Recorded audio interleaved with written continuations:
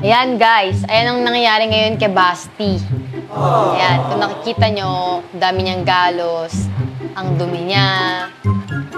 Mukha siyang, miserable ngayon. Dahil nga, na-aksidente siya sa motor niya. Sumemp lang ako guys dahil madulas yung daan. Ganito kasi pauwi na ako sa amin, kikwento ko sa inyo. Pauwi na ako sa amin, dito sa bahay namin at pauwi na ako. Tapos, maulan kasi dito ngayon sa Tondo eh. Parang may bagyo ata, gano'n. Maulan, tapos nagmamanay ako ng motor. Tapos biglang may tumawid na dalawang lalaki. Biglaan tumawid, di sila tumitingin kung may dadaan ba.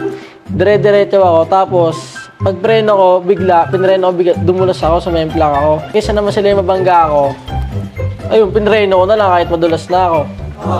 May sugat ko yan, Yan guys, kung nakikita nyo, medyo sariwa pa. Dahil nga, kahapon lang yan nangyari. Gabi. And ayan, ako na gumagamot ngayon. Yung itsura ko ngayon, Yeah guys, kung nakikita nyo, marami pa rin yung damit ni Basti ngayon. Lumalobo po yung ganito, parang nabugbuga tayong buto na yun. Tapos sakit. Sobrang Kaya nakita yung damit ko, di pa ako nagpapalit kasi yung ganito ko, yung balakang ko, may parang tumama din sa bato. Tapos yung motor ko, yung basag-basag, puro gas-gas. Iniingatan ko nga yun, tapos yun, puro gas-gas pa. Kakaingat ko, mas lalo pang nabasag. Parang tosino. Parang tosino to tangik mo. Nagnanapa nga. Yan guys, dapat mag-ingat kayo sa daan palagi. Kasi kahit anong ingat nyo, kung merong walang pakialam, kung ano yung kakapahamak nila, madadamay ka pa. Dapat daan-daan lang kayo. Ako kasi bilis ko kaya pag preno ko, dumulas ako eh. Sino ba yung mga kasing lokarit dadaan ng Hindi, lalaki yun. Lalaki ba yun? Dalawa kasi parang bata pa eh. Di man na nag-sorry. Nakatingin lang sa akin. Yan, kakalagay ko lang neto. Medyo natutuyo na siya kasi nga mayat-maya namin nilalagyan ng betadine tsaka ng agua oxinada. Aqua plus. Agua oxinada. Lalagyan ko na nga para ani. Huwag na ako na yan. Sakit na eh. Didiin mo lang. Didiin na. Ay, si Andre guys. Kukurting ko yan. Kasi alam mo yun. Bubuksan na naman niya yung rep. Pasok mo na yung ulo mo dyan. So guys, alalayan natin si Basti. Para ipakita namin sa inyo yung motor niya, yung update ng motor niya. At yung masakit saan yung balakang ko, taka to. Ayan guys, kung makikita nyo, basag mo talaga yan. Yan, di yan gawa guys. So bakit namin babasagin motor ni Basti for no reason? Yan. Bagong bili lang to guys. Kasi kung natatandaan yung pino yung dati ni Basti, yung motor niya. Yun yung pinamana sa kanya ng parents niya. And ayun, binila siya ng bago. Honda. Ito pa pulong. Buti nga ito, hindi nabali. Parang ikaw pa yung na-hit and run dyan. Ito, laki oh. Hindi, ang laki. Butas talaga yan. Butas talaga yan. So ayan guys, ngayon, maliligo na si Basti dahil sobrang dungis na niya. At tutulungan ko siyang maghubad ng damit. Hindi mo ganyan. Dito na tabi na dito. Oh my gosh. Go na, sige na, bisa mo. Tadyakan kita. Ito na, tatadyakan ko na yung balakang mo. Go. Hindi mo na ako guys, be right back. Yes. So, ayun guys, kung nakikita niyo yung kalagayan ni Basti, advice ko lang sa inyo na sana or dapat na mag-ingat kayo sa daan palagi. Kasi guys, yung mama ni Basti, sobrang alala sa kanya nung nalaman na na-aksidente nga siya. Kasi yung tita ko, yung mama ni Basti, syempre kakamatay lang ni Sam. Syempre masakit sa isang ina kapag, ayun nga, kakamatay lang ng isa. Syempre ayaw naman niya maulit-ulit. Tapos ayun nga, si Basti tumakas pa. Hindi talaga siya pinapalabas nun. Pero tumakas siya. And ayan, dahil sa pagiging makulit niyang bata, na-aksidente tuloy siya. Kaya dapat sumunod tayo sa magulang natin.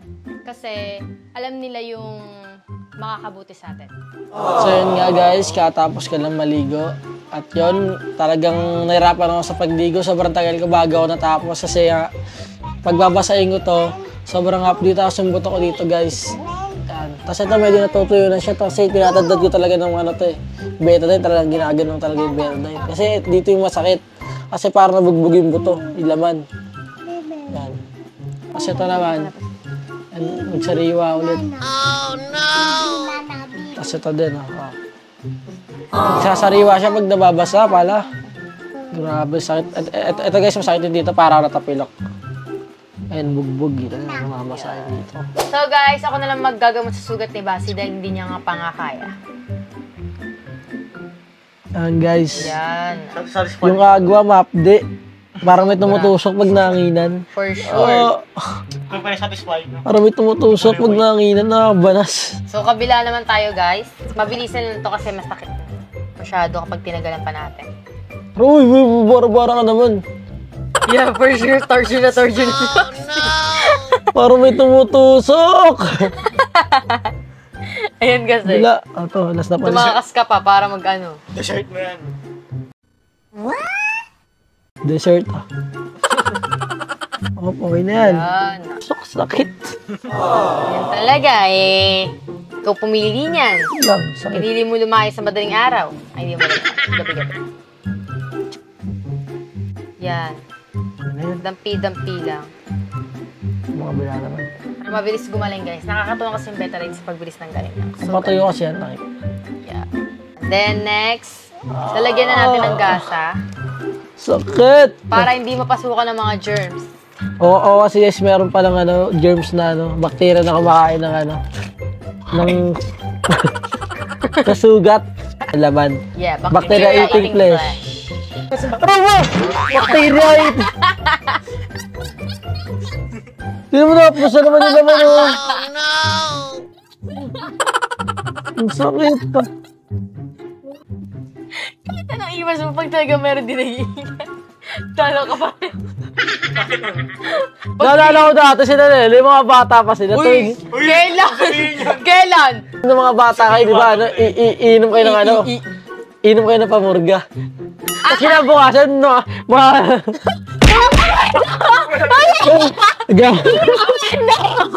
Nakakahiya yun, di ba? Dark secret namin Wala ka yan. ganyan, wala naman sa tiwa. Not me! Si Hindi mo Andre wala lang cotton yun. bud. Sinagay no, ma. Si Andre! Ma, yun na, ma. Ma, basta natiwa ka. Tama yung Mika. Ay guys, alam niyo ba? Dati nung Alas bata ka kami, ka pala eh. merong malaking bata. Like, malaki siya hanggang ngayon malaki siya. Malaki talaga siyang tao. Tapos si Andre, nagulat ako. Binuha siya sa ulo, ginaganon-ganon yung ano niya. Like, binuha siya sa ulo, tapos yung gumigewang-gewa yung katawan. Ginawang paso ah. Yung ako, yung Pasko. Guys, so masalang sa amin, ano lang yan, biro-biro. May crush nga pala si Andre. Doon may crush ka. Wala akong crush. Ah, wala. Ano, ayaw sa'yo. Ayusin mo ang sarili mo. Yung porky crush mo. Hindi ka nagpapabango, hindi ka nagpupulbus. Hindi ka naghihilamos. Kahit ako babae, baka lasunin pa kita, ganyan ka ng ganyan. Walang iya talaga si Basti. Sabi mo magpipinsan, siya pinakawalang iya. Mga gusto ng babae, pero yung mga ano, mga gusto ng babae, mabango, may hygiene, maayos manamit. Lahat ng ayaw ng babae nasa eh. Parang naninirya ka eh. Tinataboy niya talaga yung babae sa buhay. Try mo magpaano, mabutas ka, lagay ka hikaw, kwintas. Tapos magdamit ka ng polo. Polong ano, yung maangas. Polo mo, naninilaw eh. Polo ba yung puro suot ng klase niya sa likod? Kasi sinusulatan pa lang sa likod. Oh no! Sarap pala magtriban. Oo, klase mo ba? Sinakam na kita eh. Kasabi, Tapos papasok guys, papasok yung ano, tawag din yung snacks. Ang laki. Ang laki di mo lang. na siya. Basta makapasok na, hindi na iniintindi yung tsura eh. Ang laki na yung snacks, ganito. Parang ano, yung dating ano, yung mga dating suot ng mga matatanda. Yung elepante, yung malaking ganito. Ay, style ba yun? Style kasi na Andre guys, ano pa, 1600s pa. Sobrang makaluma, panahon panday. Pag ganyan ka pambok. So guys, mga sinasabi namin kay Andre, huwag niyo seryosohin kasi ganun talaga kami magpipinsan. Biruan lang sa amin to. Yes, ano lang yun, para masaya kami. Yeah, kasi guys, wala na si Sam. Siya talaga yung bida sa ganito. Asaran. Sin lang, bale, yun nga yung update. pinakita lang namin sa inyo yung nangyari sa akin ngayon. Dahil nga, ayun, wala akong ingat sa sarili ko kaya ako nadisgrasya. Mayabang kasi siya magbaneo, mabilis. Hindi ko alam dyan. Tapos yung ano pa niya, gusto pa niyang tunog ng motor niya, yung maingay na maingay. Yung kumukulo yung dugo kapag dumadaan yung mga ganun tunog. Naiinis ako. Nabibisit pa rin siya. Oo. Bawal kaya yun.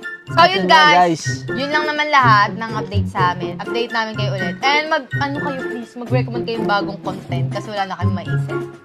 Wag lang yung mga story kasi hindi pa namin kaya yun. And ayun, huwag niyong kakalimutang mag-like, share, subscribe, and click the bell para lagi kayo update sa mga bago ng video. So guys, thanks! Wait! Ano ba? Wait! So guys, follow niyo rin ako sa TikTok account ko. Very active na ngayon. Hindi ko na inabandon na. Pati yung IG ko, yung FB ko na lang inactive. Sa akin din, Clark. Wala makwenta, wala masahod. TikTok ko, pangalan Clark eh. Yeah, pangalan niya sa TikTok, Clark. So yun guys, Kita niyo na lang. Thanks for watching!